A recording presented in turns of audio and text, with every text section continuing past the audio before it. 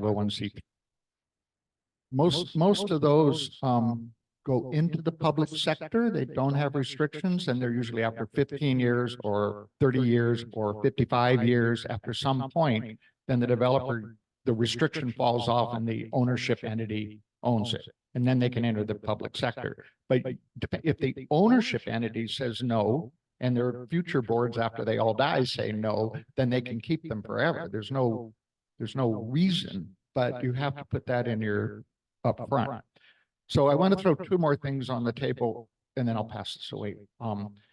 I own the mall, and I own that 5 acres between the mall and the art farm, 5 or 6 acres. And I've toyed with different things to put on that, and that's going to go into the community sector. You know, last year we gave away the center. In a few years, after I get further down the development trail, we're going to give away the mall to probably to Borrego Community Development Corporation under the Borrego Valley Endowment Fund. So now I'm thinking, okay, what do we put on that property?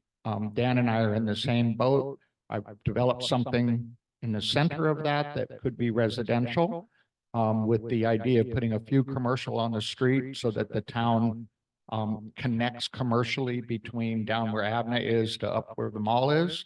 And that would just, I think, feel right for the town. And it would be probably a similar product where we just, you know, put a big mound in there and put houses on it. In the meantime, I may try something, because since the medical center left the upstairs in the mall, half of it is vacant. And I may go, I've got some plans that I'm drawing now to take 4,500 square feet of that and make 7 units that would be of about 700 or 800 square feet each. And just that would be kind of like testing the model that you're suggesting, because we hear that, you know, teachers need a place to stay or workers for ABF need a place to stay. This would be a way just to see if they do. But none of this is easy, though. You know, there's a lot of bureaucracy out there. Go ahead and touch on the last point for teachers. We currently have a farmhouse in one of our agricultural properties that we're renting out to one of the teachers. I think it's she's a high school teacher. She's the only one that teaches this subject. And if it wasn't for us being able to offer her this place, I think she would have left.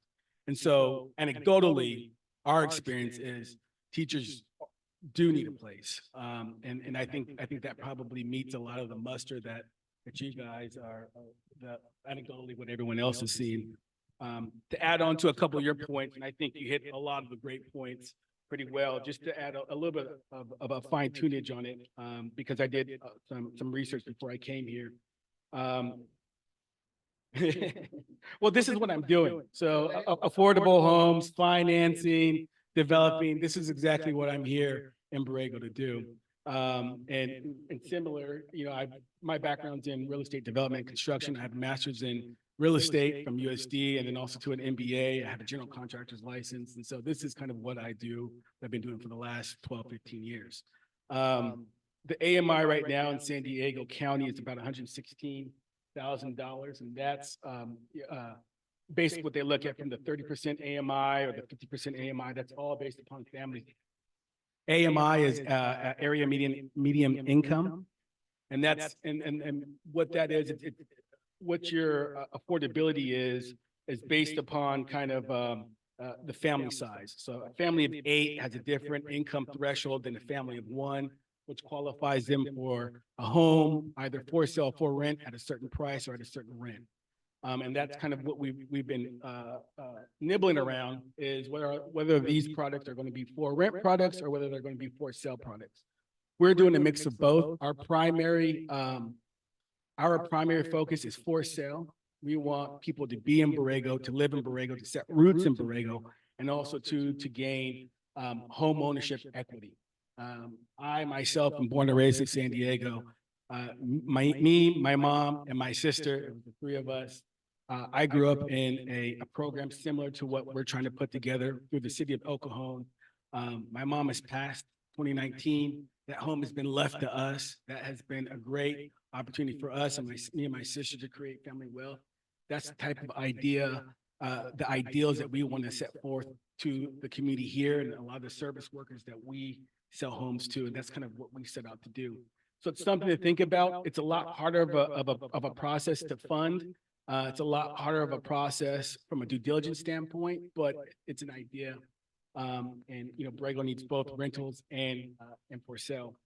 The low income model, I think is a great model. When you're looking at for rent product, I think that even though it is competitive, I personally feel like we have an edge. I haven't gone after these because again, I'm doing single family, but when you're talking about for rent, I think we have a competitive edge. One, we're not competing with urban environments for a lot of the grant funds. We're rural. So a lot of the funding can come from rural programs that specifically cater to the rural environment.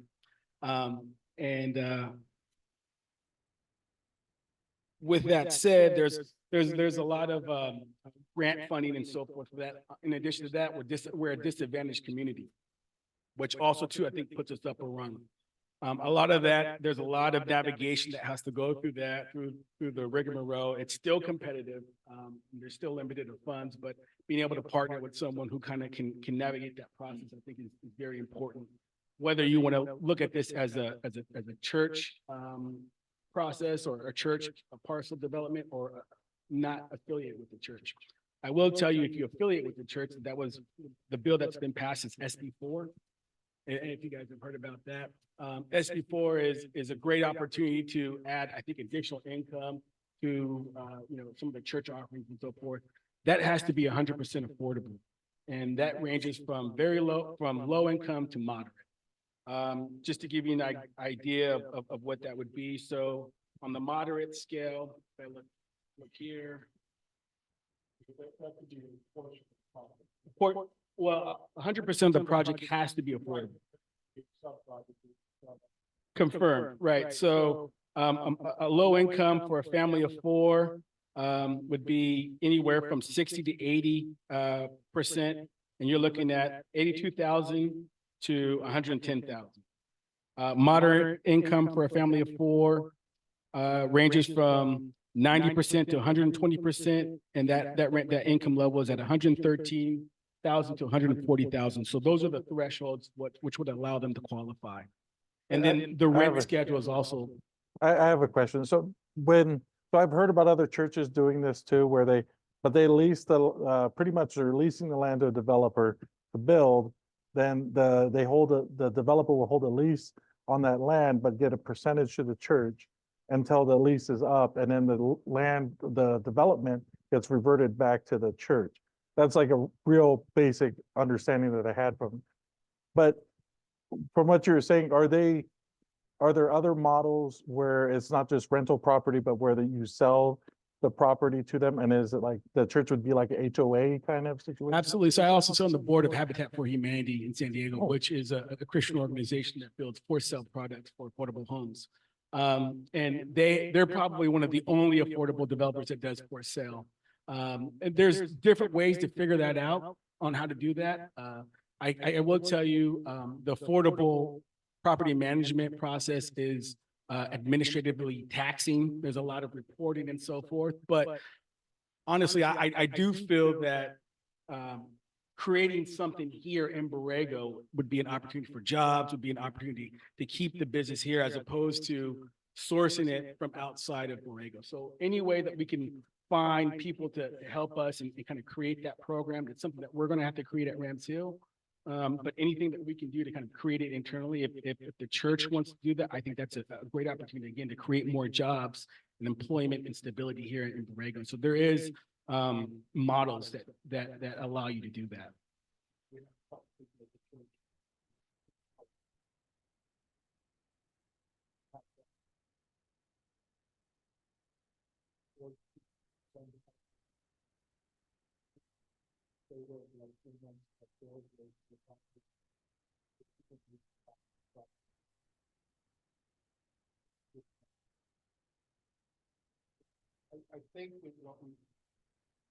I think that what we can do is envision coordinated projects that, depending upon what we're trying to do, may not all have to be combined under a single entity, and maybe some portions of parcels are maintained so that they would qualify for SB4 type of treatment, but would complement things, portions of the project that would not. And I think what we're trying to do is get a group together with people like him, you, Jim, I'm sorry, Dan, you, Michael, and some of the people from the church, and Jessica is our sort of regulations expert on SB4 and other things that we could coordinate. And just anecdotally, you mentioned renting the farmhouse so that the school could keep a teacher. That's what we're doing with our rectory currently, because when we were in between rectors, Diane came to us and said, we have a teacher who's not going to be able to stay unless we can get some affordable housing. So we're renting our rectory at probably below market rates. And there's always internal discussion about should we raise the rent? And it's like, well, remember why we did this in the first place is partially to help the community. So it's always a back and forth. You mentioned job creation, and I was looking at SB4. It's got all those state regulations about unions and pay rates, et cetera. We don't have very many people here who are union labor. I think we need to keep an eye on the education aspects of this. And Martha was going to be here, but she didn't feel well. But we need to educate some people so that they can become union certified, right?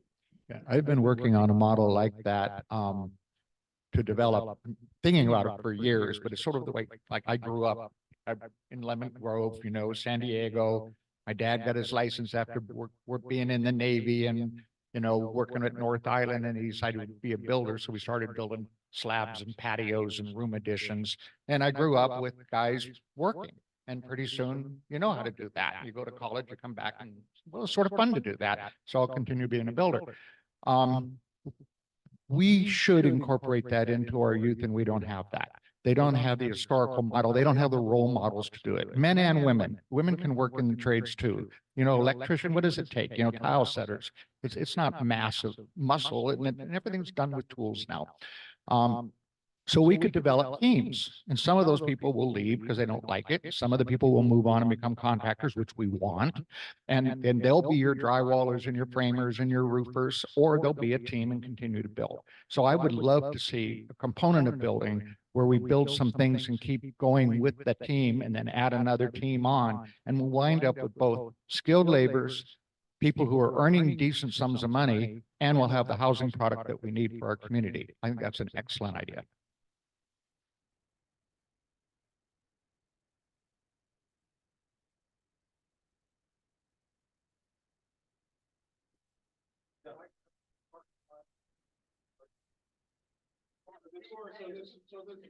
That's you.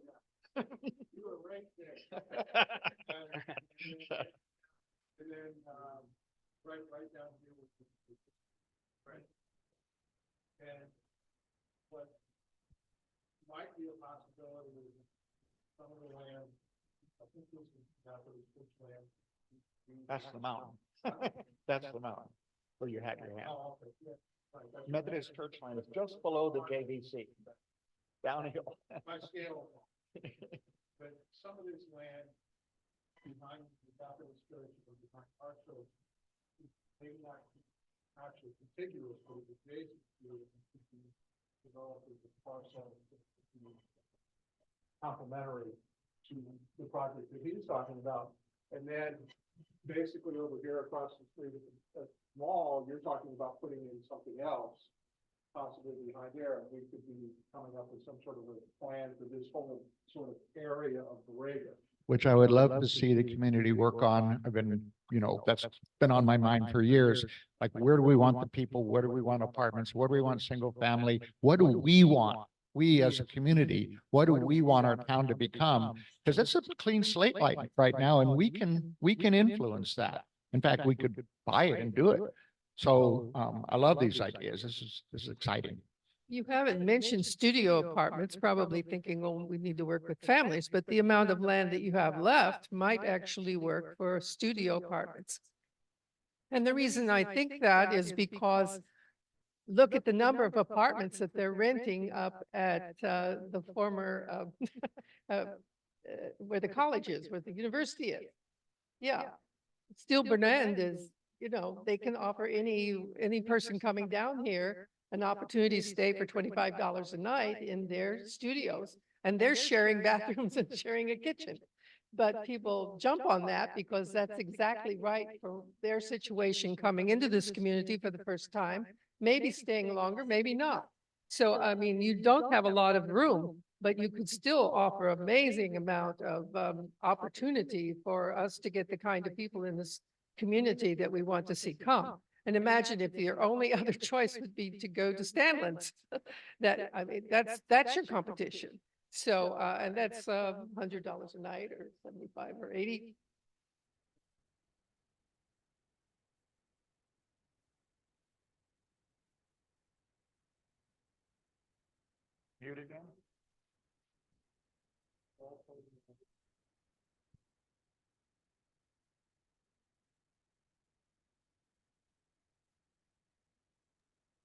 Sorry about that. That wasn't coming up right away.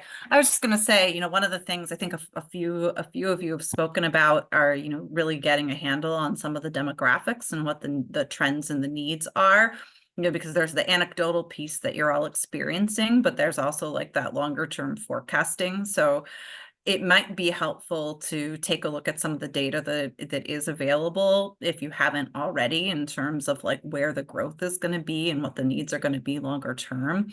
Some of that might have been done as part of the market study, but I'm guessing the market study was more, I may be incorrect, but I'm assuming the market study was a little bit more narrow about like the specific goal in mind as opposed to a broad market study. Is that right?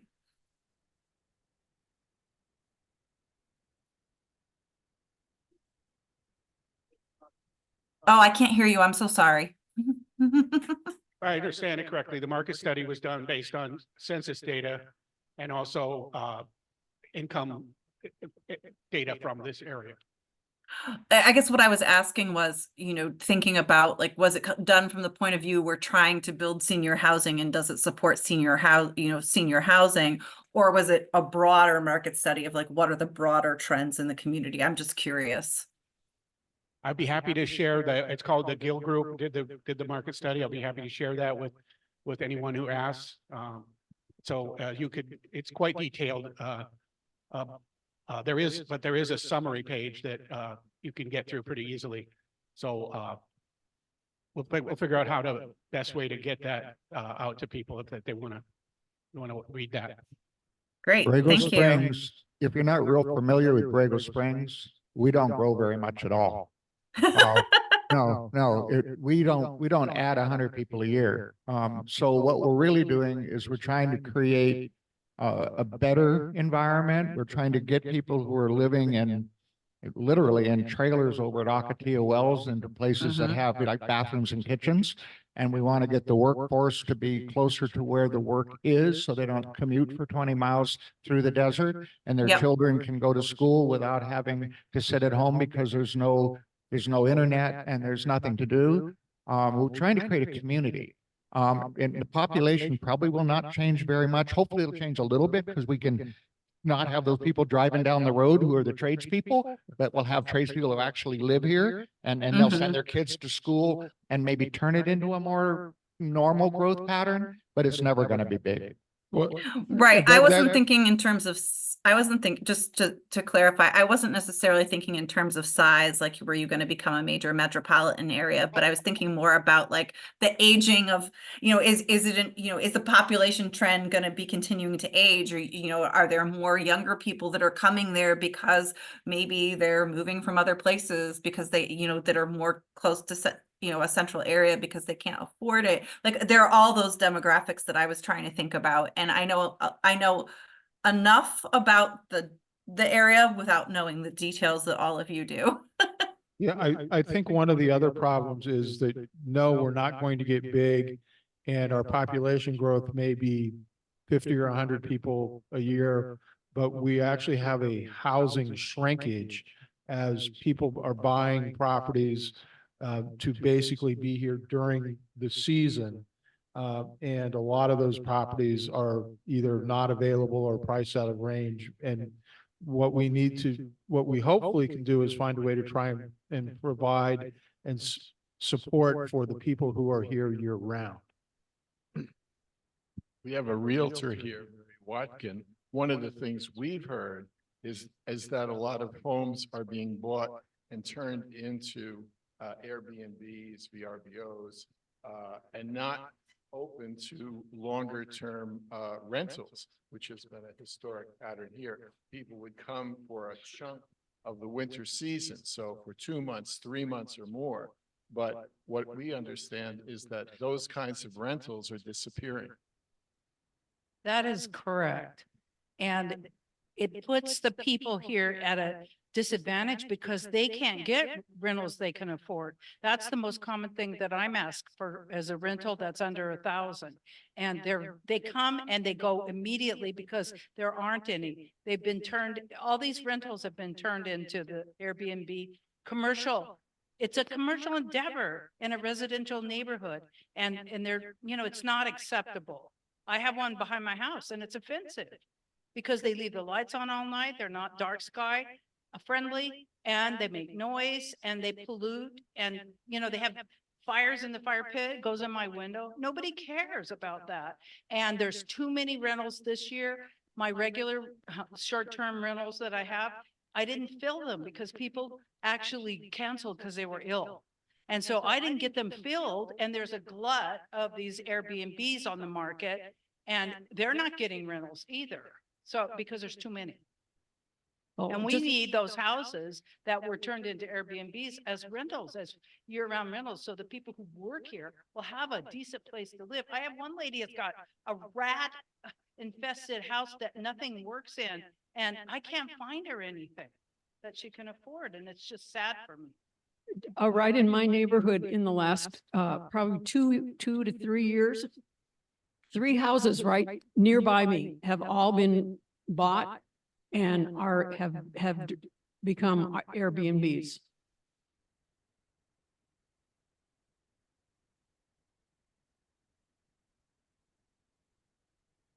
Sorry, another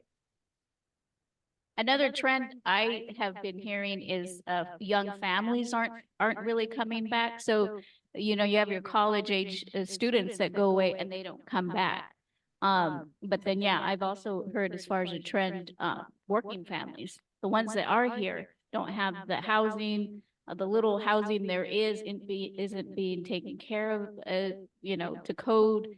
And so, yeah, there's a shortage because any housing available does go to Airbnb.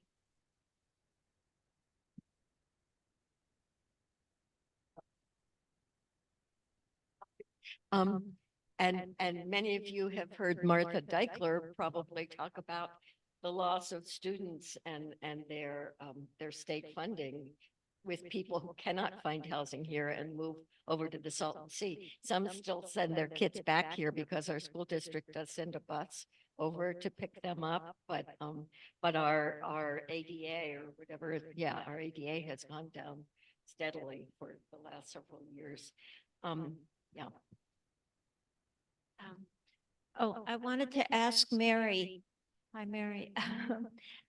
When you say you couldn't find a house, for the person you were looking for, what that they could afford.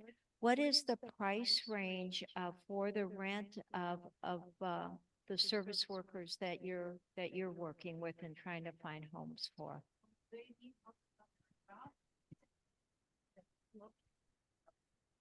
They need houses under 1,000. That's the most common thing that I get. My rentals that I have right now, I have one for 1,800. It's a condo. And then I have a house for 2,000. It does have solar. So they would have a diminished amount of electricity to have to pay. But people don't have that kind of money. The ones that are working here that are, our service people. So that's what I need, something that I can, even a 2-bedroom, 1-bath duplex is a great thing to have so that somebody could get in it, but they don't come up very often and they get snapped up immediately. And that's what people need, a small place or a 3-bedroom one bath, that would be, that would be fine for a family to be able to share that, but they're not available. Because people come in and they buy them. I have two people that came in and bought rentals. And then they can't afford to rent them for less because then they're losing money on it to pay their mortgage payments. So it's not a matter of them not being generous. They can't keep losing money. I have well, since it's 4:20 and being aware of time, does everyone here feel like maybe we can come up with 2 or 3 actionable tasks for us to get that for another informal meeting? And if anyone can think of any, I would like if we can get a hold of that report that you had, that would be awesome.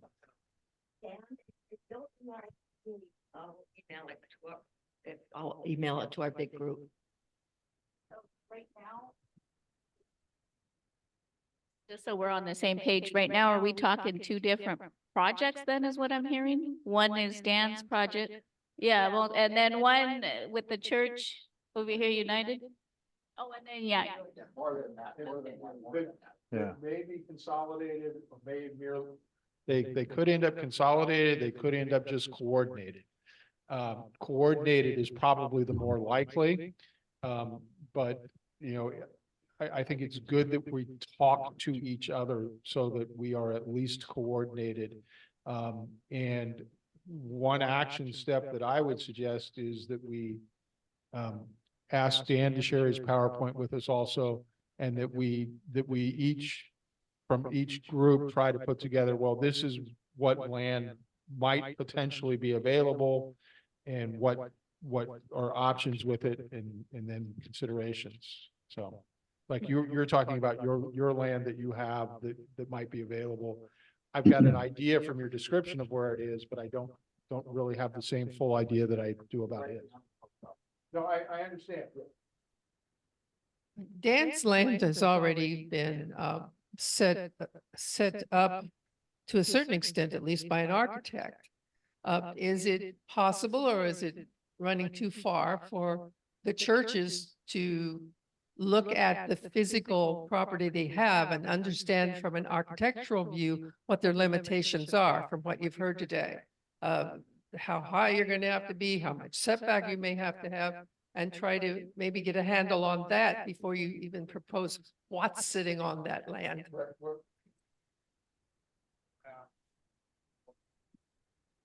I don't know if others need this, but at some point, I think it would be really helpful to do a walk to these places and have people talk about the project on site. And I think that would be really valuable for imagining. And I think we have to go back to the needs assessment. What do we need in Borrego? And then from there, then where could it be? And blend the two together, and then who's going to own what and what are their feelings, if it's going to be, because some people maybe want to do market, and some people want to do senior, and some people want to do a nonprofit or whatever, or workforce. So we need to know how many of each kind do we have, what are the available lands, and who wants to do what.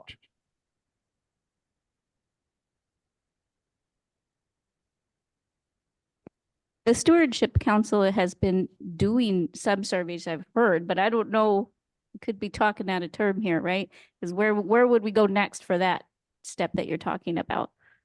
I think if I think Stewardship Council is an excellent opportunity to discuss it. Right now, it's discussing this water thing because it sort of has a deadline to work on that.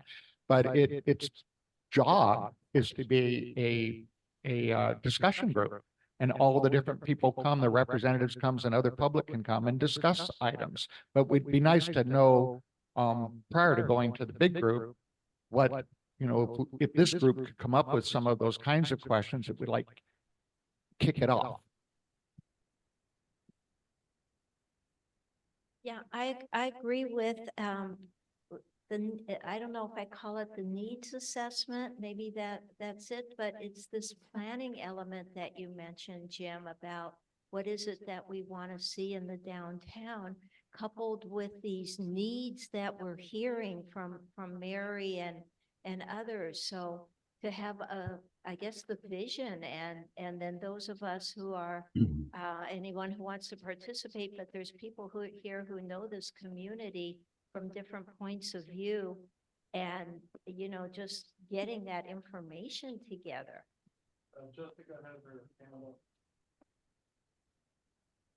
Yeah, all I was gonna say is I was gonna echo what Jim was saying about, you know, really looking at what the needs are. And I think what Pat was saying about aligning that with the land that you have to really understand like what's possible.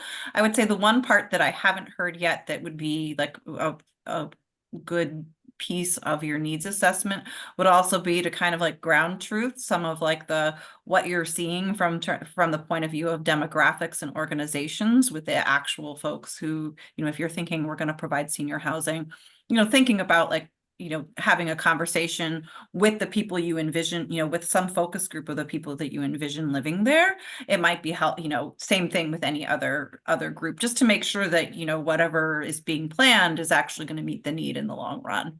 I mean, and it sounds like you have a lot of folks who have that experience already, but. One other one that I don't think we should be afraid of is market rate housing again, because some people live in these nice 3-bedroom, 2 baths, and they don't want to live in 3,000 or 2,000 feet anymore. If they had a viable option where they could live downtown, they may be willing to work with the group to let their existing home move into that rental market that we need for the larger families, and they would transition into the smaller home, but it has to, for them, it needs to be a nicer home. And there's also the market, and again, if what the BMA decides it wants to do, people at a certain stage may donate their home. So we have a vehicle here to accept those homes, because the cheapest homes are already built. Those are the most affordable. And then some of the groups could work to improve those homes if they need improvements. So there's various ways to slice this problem, and we should attack all of those ways.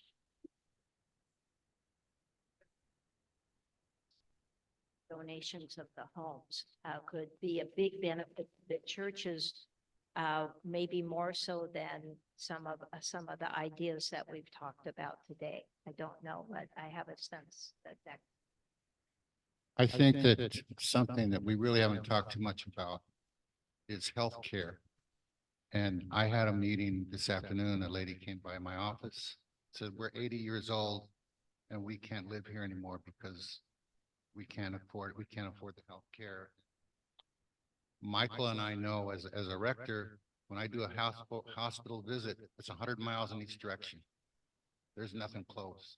So people, not only people that live here, but people that come here 3, 4, 6 months a year, when they get to a certain age, they're not going to come here anymore.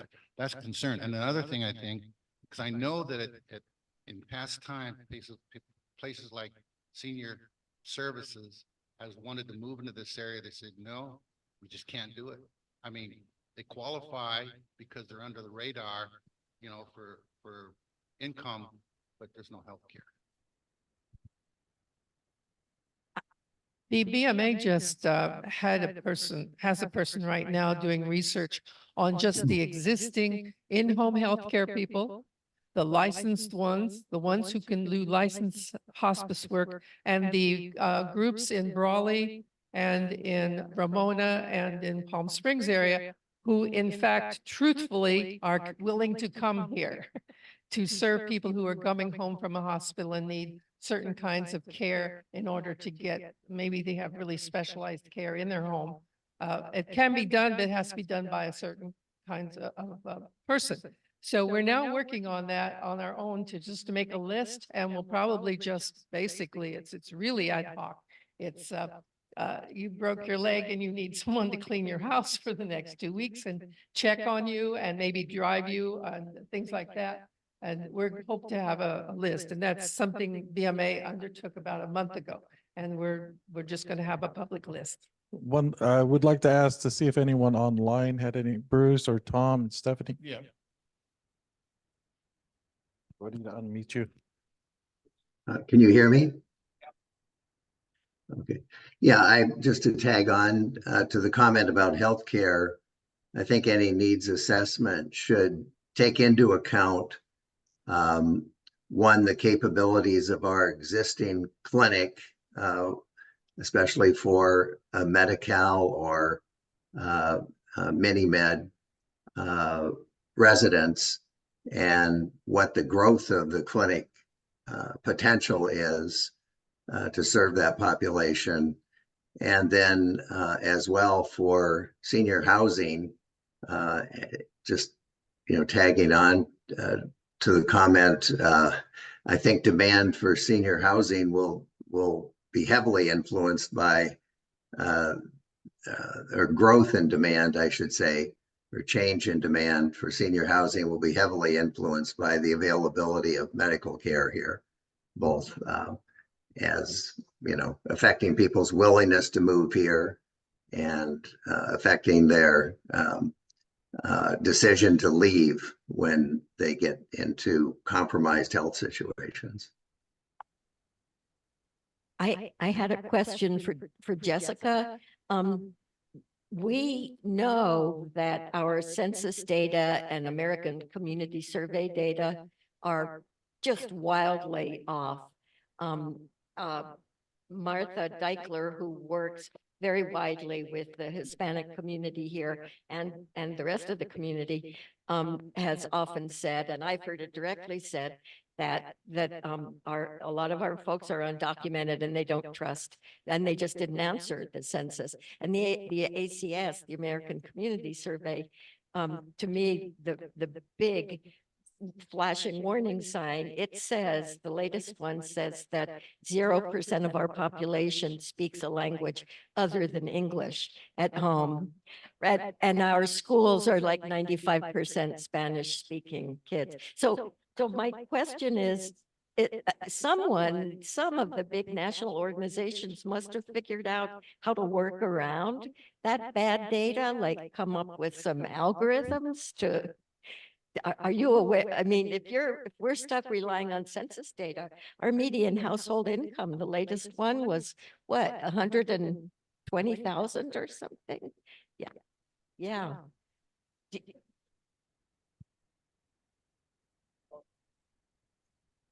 Diane, can I respond?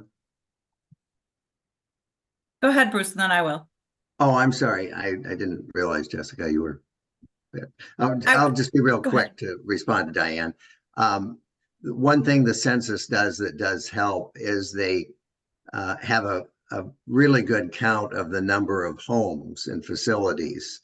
And they do a pretty good survey of the occupancy of those homes.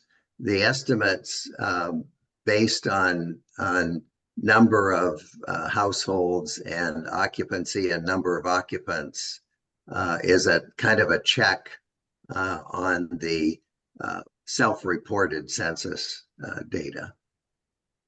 So I just wanted to add that.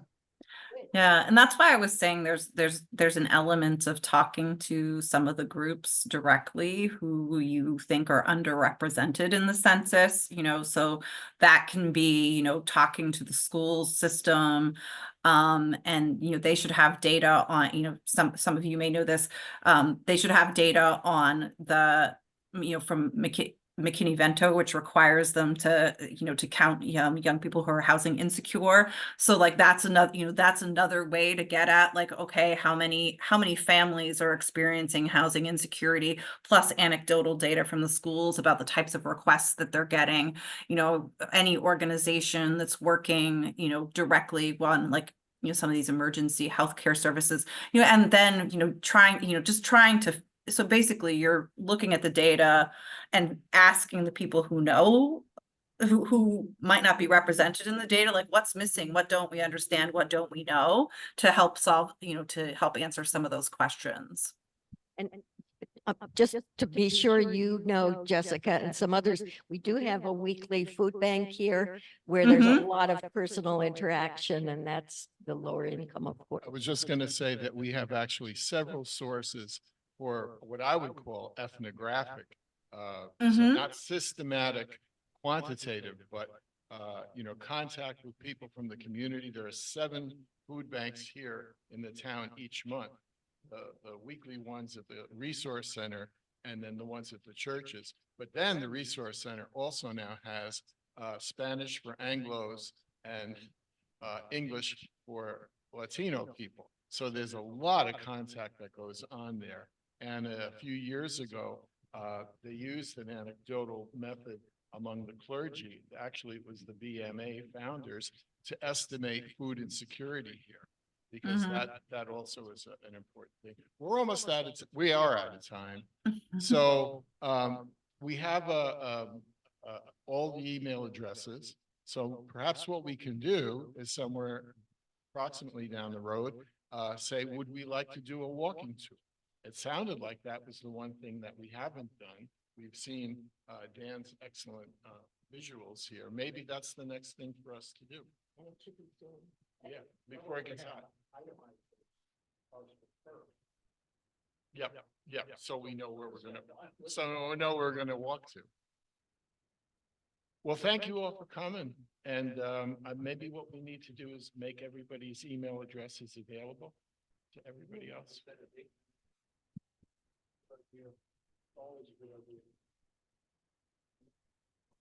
And any thoughts for date and time, or we want to do this over email, figure out the date?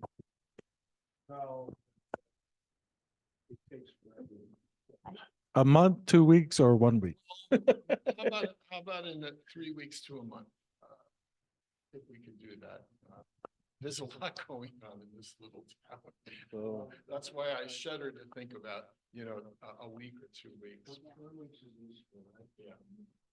So why don't we do it like the week after Easter? So April, Since at least 2 people that I recognize around here. So why don't we'll send out a couple of dates Okay. for early April. yeah, either 4/4. No, pick a date. If you try to do this. We'll send out a date. If We'll you send- try to do this by email, you'll get 20. Okay. 20 different ideas. Okay. Just generally, when you have the group together, pick the date. How does April 4th sound? 4/4. It's a Thursday. 10/4, 4/4.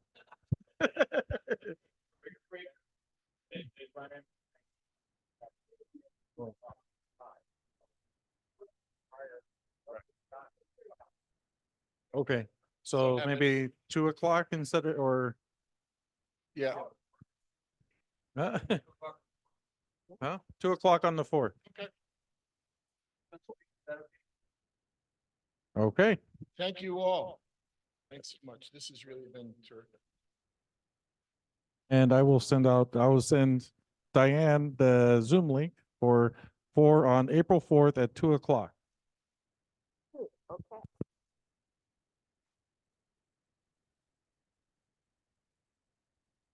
Hi, Jessica. Thank you. Thank you, Tom, Stephanie. If you have any questions, please email us or Diane, or get a hold of us, and we'll get together on the rest of the stuff.